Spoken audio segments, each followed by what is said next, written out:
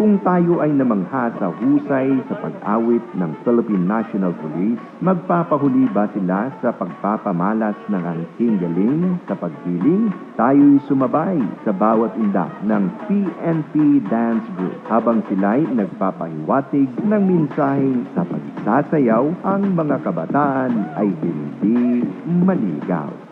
So, bilang isang pulis po, no, so nagagamit po natin yung ating talento sa pagsasayaw, lalong-lalo na po sa mga kabataan natin. Ito yung maging ano nila, maging hobby nila, ito yung maging kumbaga dahil sa pagsasayaw, no, so malalayo sila sa mga bisyo at iba't ibang mga impluwensya na maaring makasama sa kanilang buhay. At the same time po, ito na rin po ay isang magandang halimbawa na pagiging isang public servant at the same time modelo at inspirasyon ng mga kabataang mananayaw ng ating bansa.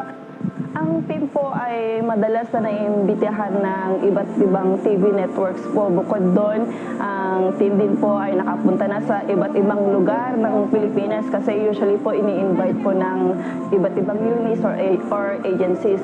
And then, sumasama din po kami sa mga community outreach program wherein nakapagbigay tayo ng kasiyahan or nakapag-perform sa harapan ng ating mga kapwa Pilipino or sa community.